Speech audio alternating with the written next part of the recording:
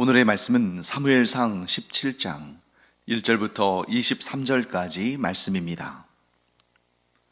블레셋 사람들이 그들의 군대를 모으고 싸우고자 하여 유다에 속한 소고에 모여 소고와 아세가 사이에 에베스 담밈에 진침해 사울과 이스라엘 사람들이 모여서 엘라 골짜기에 진치고 블레셋 사람들을 대하여 전열을 벌였으니 블레셋 사람들은 이쪽 산에 섰고 이스라엘은 저쪽 산에 섰고 그 사이에는 골짜기가 있었더라. 블레셋 사람들의 진영에서 싸움을 도두는 자가 왔는데 그의 이름은 골리앗이요 가드 사람이라. 그의 키는 6규빗 한 뼘이요 머리에는 놋투구를 썼고 몸에는 비늘 갑옷을 입었으니 그 갑옷의 무게가 놋 5,000세겔이며 그의 다리에는 놋 각반을 쳤고 어깨 사이에는 놋 단창을 메었으니 그 창자루는 배틀 채 같고 창날은 철 600세겔이며 방패 든 자가 앞서 행하더라. 그가 서서 이스라엘 군대를 향하여 외쳐 이르되 너희가 어찌하여 나와서 전열을 벌였느냐? 나는 블레셋 사람이 아니며 너희는 사울의 신복이 아니냐? 너희는 한 사람을 택하여 내게로 내려보내라. 그가 나와 싸워서 나를 죽이면 우리가 너희의 종이 되겠고 만일 내가 이겨 그를 죽이면 너희가 우리의 종이 되어 우리를 섬길 것이니라. 그 블레셋 사람이 또 이르되 내가 오늘 이스라엘의 군대를 모욕하였으니 사람을 보내어 나와 더불어 싸우게 하라 한지라. 사울과 온 이스라엘이 블레셋 사람의 이 말을 듣고 놀라 크게 두려워하니라. 다윗은 유다 베들레헴 에브라 사람 이세라 하는 사람의 아들이었는데 이세는 사울 당시 사람 중에 나이가 많아 늙은 사람으로서 8 아들이 있는 중 그 장성한 세 아들은 사울을 따라 싸움에 나갔으니 싸움에 나간 세 아들의 이름은 장자 엘리압이요 그 다음은 아비나답이요 셋째는 삼마며 다윗은 막내라. 장성한 세 사람은 사울을 따랐고 다윗은 사울에게로 왕래하며 베들레헴에서 그의 아버지의 양을 칠 때에 그 블레셋 사람이 40일을 조석으로 나와서 몸을 나타내었더라. 이새가 그의 아들 다윗에게 이르되 지금 내 형들을 위하여 이 볶은곡식 한 에바와 이 떡 10덩이를 가지고 진영으로 속히 가서 내 형들에게 주고 이 치즈 10덩이를 가져다가 그들의 천부장에게 주고 내 형들의 안부를 살피고 증표를 가져오라. 그때에 사울과 그들과 이스라엘 모든 사람들은 엘라 골짜기에서 블레셋 사람들과 싸우는 중이더라. 다윗이 아침에 일찍이 일어나서 양을 양 지키는 자에게 맡기고 이새가 명령한 대로 가지고 가서 진영에 이른즉 마침 군대가 전장에 나와서 싸우려고 고함치며 이스라엘과 블레셋 사람들이 전열을 벌이고 양군이 서로 대치하였더라. 다윗이 자기의 짐을 짐 지키는 자의 손에 맡기고 군대로 달려가서 형들에게 문안하고 그들과 함께 말할 때에 마침 블레셋 사람의 싸움 도두는 가드 사람 골리앗이라 하는 자가 그 전열에서 나와서 전과 같은 말을 하매 다윗이 들으니라. 하나님께서는 사무엘 선지자를 통해서 다윗에게 기름을 부으셨습니다. 그에게는 하나님께서 다윗을 이스라엘의 새 왕으로 삼으셨다 하는 하나님의 결정을 표현하시는 것이죠. 하지만 다윗이 이스라엘의 왕이 되었다는 것은 이스라엘 백성들도 다윗을 왕으로 인정해야 한다는 것을 의미하기도 합니다. 하나님께서 분명히 다윗을 이스라엘의 새 왕으로 세우셨기 때문에 분명히 이스라엘 사람들도 그가 하나님께서 세우신 이스라엘의 새 왕이라는 사실을 알게 될 텐데 하나님은 이제 그 일을 진행해 나가십니다. 어쩌면 기름 부음을 받는 일은 잠깐의 일이지만 이스라엘 백성들에게 이스라엘의 왕으로 인정받고 그들에게 알려지고 그들 앞에 서는 일은 그렇게 잠깐 해서 이루어질 일은 아니죠. 상당히 긴 기간이 걸립니다. 그래서 어떨 때 우리도 우리의 삶 가운데 그런 경험들을 하죠. 하나님은 우리에게 복을 주신다. 하나님께서는 우리에게 은혜를 베푸신다. 네, 하나님의 마음을 우리는 잘 압니다. 하나님은 하나님께서 택하신 하나님의 자녀들에게 복을 주시고 은혜를 베푸십니다. 그런데 우리가 그 은혜를 입을 때, 그 복을 받을 때 당장에 순식간에 모든 것이 한꺼번에 주어지는 것이 아니라 하나님의 시간을 따라 이루어진다는 거죠. 하나님께서 다윗을 이스라엘의 왕으로 삼으셨지만 하나님의 계획표에 따라, 하나님의 일정에 따라, 하나님의 인도하심에 따라 그러한 이스라엘 백성들에게 왕으로 인정받고 또 왕위에 오르고 등극하는 그러한 일련의 과정들이 하나님의 시간표를 따라, 하나님의 일하시는 그 과정을 따라 차근차근 이루어지는 것이지 모든 것이 한꺼번에 확 이루어지는 것은 아니라는 것입니다. 사랑하는 성도 여러분, 그렇기 때문에 성경은 우리에게 무엇을 강조하시냐면 인내, 참고 기다리라 말씀하시는 거죠. 무엇을 참고 기다려야 됩니까? 하나님의 때가 이르기까지. 우리 자신은 우리 각자의 시간표가 있죠. 그래서 우리가 조바심을 내기도 하고 좀 기다리는 것이 너무 힘들기도 하고 때때로 기다리지 못해서 하나님을 원망하기도 하고 하지만 우리의 시간표를 따라 이루어지는 일들은 베스트일 수가 없습니다. 왜? 우리가 잘 알잖아요. 우리 자신이 베스트가 아니라는 것을. 우리에게는 한계가 있고 우리에게는 실수가 있고 우리는 모든 것을 다 헤아려 알지 못하고 이것 하나 잘했을 때 또 저기에서 구멍이 나기도 하고 그 구멍을 막았을 때 또 다른 데서 터지기도 하고 우리가 완전하지 못하기 때문입니다. 그런데 한번 생각해 보세요. 완전하지 못한 우리가 우리의 모든 과정과 시간과 얻을 것과 그런 것들을 우리가 스스로 모든 것을 다 정해야 한다면 얼마나 불안한 일이에요. 하지만 완전하신 하나님께서 주실 것들을 결정하시고 또한 그것을 우리가 얻을 그 시간도 그 과정도 그 방법도 하나님께서 결정하시고 우리는 그것에 순종해야 베스트를 이룰 수 있다 하는 것을 꼭 기억하시기 바랍니다.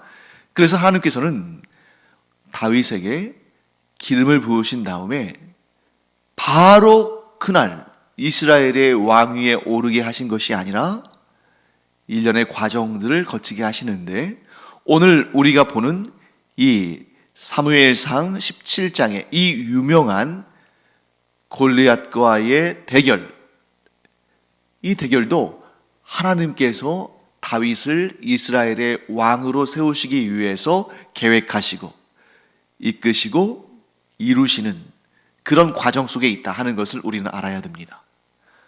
만일 누군가가 이런 골리앗과 같은 거인, 정말 무시무시한 용사와 싸워야만 이스라엘의 왕이 될 수 있다고 한다면 누가 이스라엘의 왕이 되려고 하겠습니까? 자기 목숨을 내놔야 되는데 아무리 왕이 좋다 할지라도 자기 생명보다 더 귀한 것이겠습니까? 다윗도 만일 다윗이 저 블레셋의 거인 장수 골리앗을 이겨야만 이스라엘의 왕이 된다 라고 누군가가 이제 얘기해 준다면 나 왕이 되기 싫다고 할지도 모르겠어요. 왜? 애초에 다윗은 왕이 될 마음도 가지고 있지 않았죠. 다윗이 왕이 될 비전을 가지고 그 꿈을 가지고 차근차근 준비해 온 것 아닙니다. 하나님께서 택하신 것이죠.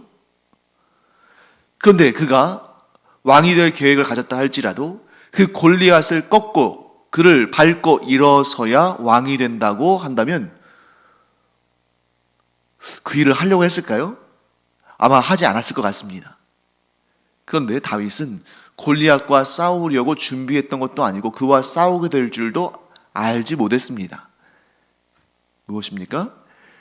다윗이 이스라엘의 왕의 기름 부음을 받은 것도, 그가 골리앗 앞에 선 것도, 골리앗과 싸워서 승리한 것도 다 하나님의 그 인도하시는 과정 가운데에 일어난 일이고, 그 일의 주권자는 하나님이셨기 때문에 가능한 일입니다. 우리는 하나님의 놀라운 역사가 우리의 삶 가운데 그냥 갑자기 떡하니 이루어지기를 바랄 때가 많습니다. 하지만 하나님의 역사가 위대하면 위대할수록, 하나님의 은혜와 복이 크면 클수록 하나님은 그 일을 우리 가운데 이루시기 위해서 아주 면밀하게 일을 이루어 가신다는 거죠. 왜? 우리가 감당할 수 없는 그런 일들은 복이 아니라 독이 되기 때문입니다. 우리는 크면 클수록 좋고, 화려하면 화려할수록 좋고, 영광스러우면 영광스러울수록 좋고, 무조건 크고 화려하고 영광스럽고 그런 것들을 구하지만 정작 그것들을 정말 우리가 원하는 대로 하나님께서 떡하니 한꺼번에 바로 즉시 주셨을 때 그것이 우리에게 복이 되는 것이 아니라 독이 되는 것을 하나님 너무 잘 아신다는 거죠. 이런 사실은 우리가 이 세상에서도 얼마든지 확인해 볼 수 있습니다. 우리나라의 통계는 제가 본 적이 없습니다만 미국에 그러한 이런 연구를 하는 사람들이 있는데, 자, 미국의 로또는 우리나라의 로또와는 비교할 수 없는 그러한 규모죠. 그래서 몇십억은 아주 그냥 보통 있는 일이고 몇백억씩 되는 당첨금을 받는데, 그래서 미국의 어떤 연구진이 몇백억 수준의 이상 되는 그런 거액의 로또 당첨자들을 다 추적해서 조사했는데, 그들 가운데에 행복하게 그 부를 잘 유지하면서 이전보다 더 나은 삶을 살고 있는 사람은 아무도 없더라. 대부분은 파산하거나 그렇게 수백억의 돈을 갑작스럽게 얻게 됐는데도 파산하거나 마약 중독이나 자살이나 이런저런 약물 중독을 통해서 인생을 망치고 노숙자 신세가 된 사람들이 대부분이더라 하는 그러한 결과를 보고한 것을 본 적이 있습니다. 갑작스럽게 주어지는 그러한 엄청난 복이 사실은 사람에게는 독이 될 수 있다. 그렇기 때문에 하나님께서 우리에게 복을 주실 때는 그렇게 갑작스럽게 하는 것처럼 어떨 때는 보일 수 있지만 그 속에서 하나님께서 계속해서 면밀하게 세세하게 작업해 오셨고, 또한 그러한 복을 주실 때는 단지 어느 날 갑자기 그런 복이 하늘에서 떨어지는 것이 아니라 때때로는 고난이나 어려운 과정들, 또 우리가 차마 이해할 수 없는 그러한 좀 어려운 일들 경험하면서 우리의 그릇을 점차 키워나가시고, 그러면서 우리에게 복을 주시고 은혜를 주시는 그런 경험들을 우리가 하게 된다는 거죠. 다윗도 마찬가지입니다. 자, 아마도 이스라엘의 왕이 되는 기름 부음을 받았을 때 이런 골리앗과의 싸움, 골리앗과의 대결은 다윗의 머릿속에는 있지 않았을 거예요. 하지만 이게 필요했다는 것입니다. 왜?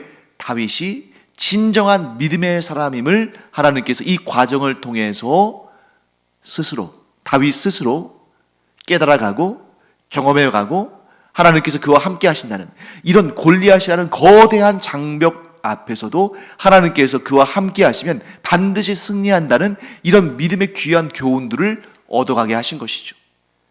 그래서 이 골리앗과 대결하는 다윗은 어쩌다 보니까 이 자리에 선 것이 아니라 하나님의 그 인도하시는 손길 가운데에 이곳에 오게 된 것이고, 그가 그 미션을 잘 감당함으로 이스라엘의 진정한 왕으로 세워져 가는 것을 우리가 보게 되는 것입니다. 자, 우리가 이 유명한 엘라 골짜기에서의 다윗과 골리앗의 대결, 이 내용을 볼 때마다 골리앗의 그 외모에 대해서 놀라곤 하죠. 자, 그런데 여기에서 우리가 얼마나 하나님께서 참 이 문학적으로도 또 우리에게 우리의 뇌리에 깊게 남을 수 있는 또 하나님의 뜻을 우리가 아주 정확하게 기억할 수 있도록 하나님께서 우리에게 시청각적으로도 보여준다는 거예요. 자, 어떤 대조들이 있는지 한번 보겠습니다. 엘라 골짜기를 사이에 두고 이스라엘과 블레셋이 서로 마주보고 있습니다. 서로의 진영이 서로를 바라보고 있어요. 그때 블레셋 진영에서 싸움을 도두는 사람, 싸움을 도두는 장군 한 명이 나왔는데 그가 골리앗입니다. 골리앗은 엘라 골짜기에 우뚝 섰습니다. 반면에 이스라엘 사람들은 한 걸음도 앞으로 나오지 못하죠. 우뚝 선 골리앗과 초라한 이스라엘이 대조를 이룹니다. 이런 대조를 통해서 하나님께서 말씀하시고자 하시는 그 내용이 아주 선명하게 우리에게 시청각적으로 느껴지죠. 또 하나의 대조가 있습니다. 다윗의 그 작은 체구, 골리앗의 그 어마어마한 체구, 그것도 대조가 되죠. 여기에서 가장 큰 대조는 뭐냐면 하나님의 말씀 속에서 우리는 찾을 수 있습니다. 하나님께서 다윗을 이스라엘의 왕으로 선택하시고 그에게 기름을 부으실 때에 사무엘 선지자에게 하나님께서 하신 말씀이 있죠. 사무엘 선지자가 이새의 큰아들인 엘리압을 보고 과연 이스라엘의 새 왕이 될 자가 여기 있구나 하고 감탄했을 때에 하나님께서 주신 말씀이 있습니다. 사람은 외모를 보지만 나 여호와는 중심을 보느니라. 그래서 하나님께서 외모가 아니라 중심을 보시고 선택하신 인물이 바로 다윗입니다. 그런데 오늘 본문을 여러분들이 잘 읽어보시면 아시겠습니다만 골리앗과 관련해서 성경은 주로 무엇을 묘사합니까? 골리앗의 외모를 묘사하죠. 골리앗의 외모와 다윗의 중심, 하나님께서 저울에 달아보시는 것입니다. 사람들은 골리앗의 외모에 압도당하지만 하나님은 다윗의 중심에 감탄하신다. 그래서 하나님께서 어느 쪽에 손을 들어주시는지를 우리는 보게 되는 것입니다. 자, 골리앗의 키에 대해서, 골리앗의 외모 중에서 가장 먼저 우리가 눈길을 줄 수 있는 부분은 바로 골리앗의 키죠. 6규빗하고 한 뼘이다 이렇게 되어 있는데 여러분 이거 굉장히 주관적인 그러한 단위입니다. 제가 여러 번 설명드렸습니다만 이스라엘의 그 길이의 단위 가운데 규빗은 성인 남성이 손을 쭉 폈을 때에 이 팔꿈치 끝에서 이 손가락 끝, 가운데 손가락 끝 그 정도의 길이에요. 그런데 여러분 사람마다 키가 다르고 또 팔의 길이도 다르지 않습니까? 그래서 대략적으로 한 규빗 하면 45cm 정도. 그리고 왕궁이나 성전 이렇게 특별히 거룩하고 더 존귀한 그러한 장소에서 사용되어지는 길이의 단위는 50cm, 한 5cm 정도 더 긴 겁니다.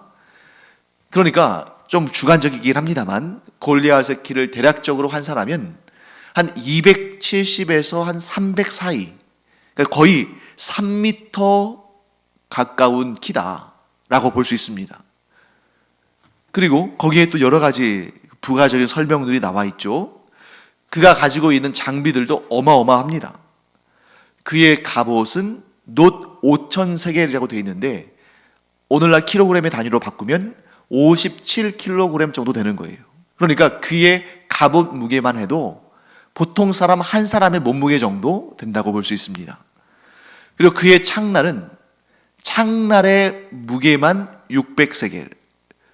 그것은 곧 7kg에 해당하는 거예요. 7kg 하면은 별로 그렇게 무거워 보이지 않습니다만 창 끝에 붙은 날만 7kg이라는 거예요. 그러면 골리앗의 키가 3m에 가까우니까 그의 창 자루, 배틀채 같은 그 창 자루는 또 얼마나 크고 무겁겠습니까? 그러니까 여기에서 성경이 묘사하는 것은 뭐냐면 골리앗의 외모와 그가 사용하는 무기들은 다른 사람들은 상상도 할 수 없는 크기다, 그리고 무게다 하는 것을 말씀하시는 것이죠. 정말 이런 사람이 있었을까요? 성경은 분명히 있다고 말씀하시고 또 고고학적으로도 그 사실이 지금 점점 밝혀지고 있습니다. 학문의 발전과 과학의 발전이 성경의 역사성을 증명하고 있어서 너무 감사해요. 네. 이 골리앗을 설명하면서 가드 사람이라고 이야기를 하는데 그 이야기를 하는 이유가 있습니다. 이 가드 지역은 어떤 지역이냐면 대대로 아낙 자손이 살던 곳이다 라고 표현되어 있는데, 이 아낙 자손은 어떤 사람들이냐면 거인족이에요.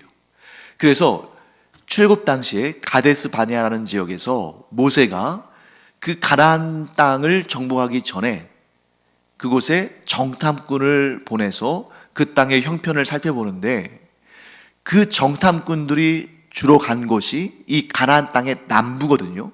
이 가드 땅이 가나안 땅의 남부에 있습니다.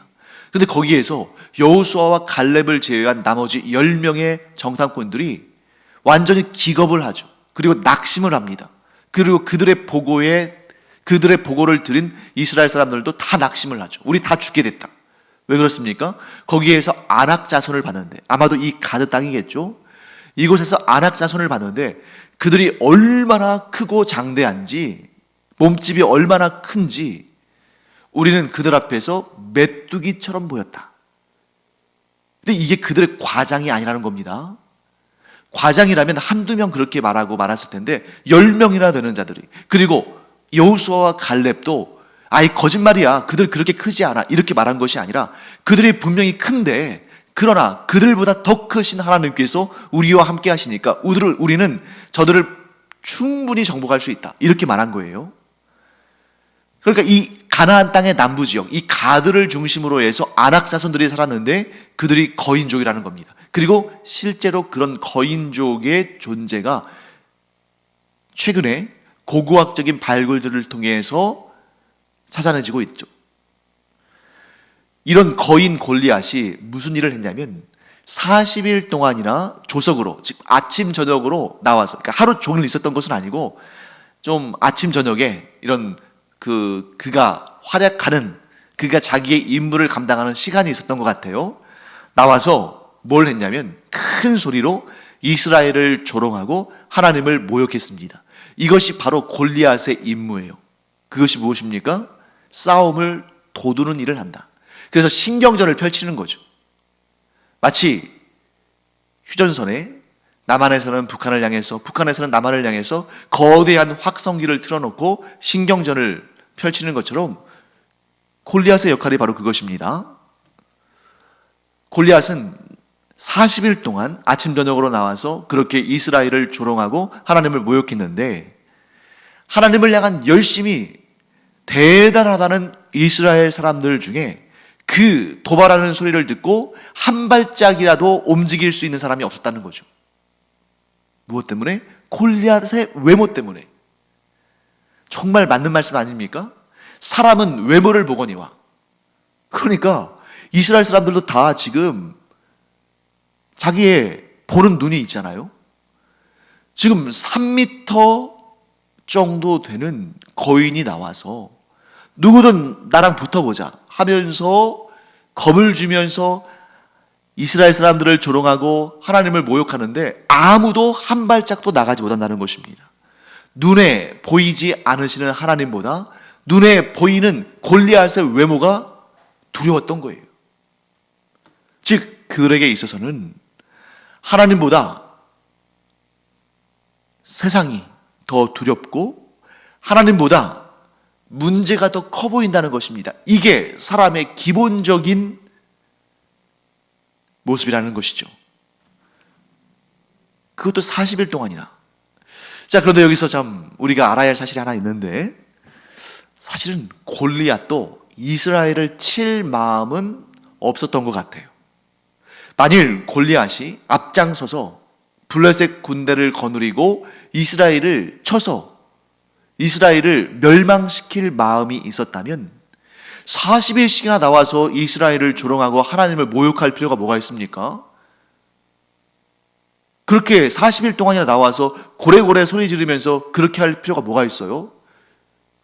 군량미를 지금 40일 동안이나 허비하고 있는 거 아닙니까? 그냥 곧바로 나와서 지금 한 발짝도 나오지 못하는 이스라엘을 보고 그들이 겁에 질려 있는 것을 아니까 곧바로 치고 들어가서 이스라엘을 무찌르면 되는데 40일 동안이나 그 일을 하고 있었다는 거죠. 여기서 우리는 골리앗을 통해서 세상의 모습을 보게 됩니다. 세상은, 곧 하나님을 대적하는 세력은 하나님의 사람들을 무너뜨리지 못합니다. 공격하지 못해요. 그저 입만 가지고 허풍을 떠는 거죠. 왜? 세상은 하나님을 이길 수 없다는 걸 너무나 잘 압니다. 세상은 하나님의 사람들을 무너뜨릴 수 없다는 걸 너무나 잘 알아요. 왜? 하나님의 권세를, 하나님의 그 위대하심을 그들도 알고 있기 때문이에요. 그런데 그들이 할 수 있는 일은 뭐냐면 말로써 하나님의 사람들을 낙담시키는 것입니다. 그래서 하나님의 사람들이 자신들이 가지고 있는 힘, 곧 하나님의 그 전능하신 능력을 발휘하지 못하게 만드는 거죠. 우리의 삶과 똑같습니다. 사탄이 하는 일이 무엇입니까? 우리를 낙심시켜서 우리의 삶 가운데 하나님의 그 위대한 역사가 펼쳐지고, 그래서 우리의 삶 가운데 이 사탄이 지배하는 영역은 사라지고 온전히 하나님께서 다스리시는 그런 인생을 사는 것을 사탄이 싫어하고 그걸 막아서는 거예요. 어떻게 하는 것입니까? 계속해서 우리를 두렵게 하고 걱정하게 하고 근심하게 하고 하나님은 일하시지 않는 것처럼 보이게 하고, 사탄이 주는 시험들은 어마어마하게 크게 보이게 하는 그런 방식을 통해서, 그런 작전을 통해서 우리가 믿음의 진보를, 믿음의 행진을, 믿음의 발걸음을 한 걸음도 떼지 못하게 하는 것이 사탄의 전략이다. 지금 그래서 이스라엘 백성들이 골리앗의 그 외모를 보고 그의 목소리를 듣고 한 걸음도 나가지 못하고 있지 않습니까? 사랑하는 성도 여러분, 우리의 영적인 상황이 그와 같지 않은지 우리를 돌아봐야 됩니다.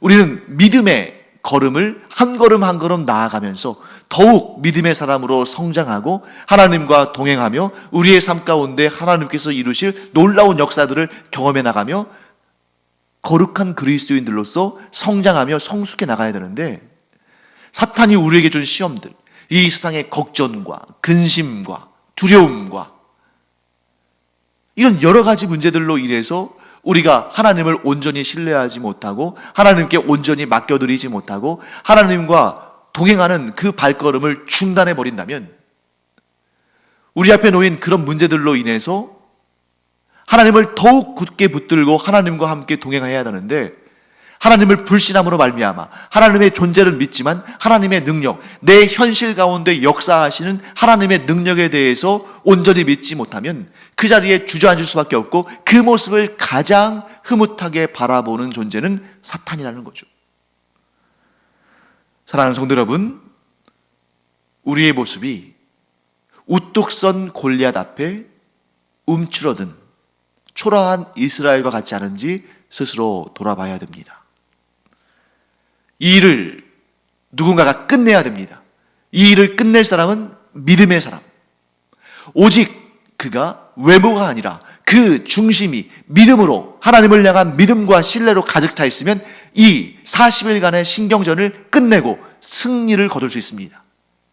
그래서 누가 그 일을 할 것인가? 바로 내가 그 일을 해야 한다 하는 것을 하나님께서 다윗을 통해서 우리에게 보여주시는데, 그 내용은 우리가 내일 살펴보도록, 아니군요, 이제 금요일이니까 우리가 이제 이 매일 예배를 월요일부터 금요일까지 드리고 그 다음에 이제 월요일 날 또 하니까 월요일에 다윗과 골리앗의 생생한 대결의 현장을 우리가 보게 됩니다. 그러면 다음 주 월요일에 만나 뵙도록 하겠습니다. 기도하겠습니다. 하나님, 저희가 우뚝 선 골리앗 앞에 초라한 이스라엘을 보면서 저희들의 영적인 상황이 혹시 그와 같지 않은지 스스로를 돌아보게 됩니다. 사람은 세상의 그 거대한 위용에 위축되고 초라해지지만, 그러나 하나님은 누구나 하나님을 신뢰함으로 그 현실의 문제들을 하나님과 함께 이겨나가는 그런 사람을 통해서 하나님의 놀라운 역사를 이루어 가시는 줄 믿습니다. 그 역사의 중심에 저희들이 담대한 믿음을 가지고 다윗과 같이 서게 하여 주시옵소서. 감사드리며 예수님의 이름으로 축복하며 기도합니다. 아멘. 기도하는 시간입니다. 기도의 시간은 어떤 시간입니까? 우리 앞에 놓여 있는 골리앗과 같은, 골리앗의 그 위험과 같은 문제들을 두고 겁에 질려 있는 시간이 아니라 그 문제를 하나님께 맡기고 하나님과 함께 그 문제를 뛰어넘는 그런 시간이 바로 기도의 시간인 줄 믿습니다. 기도하겠습니다.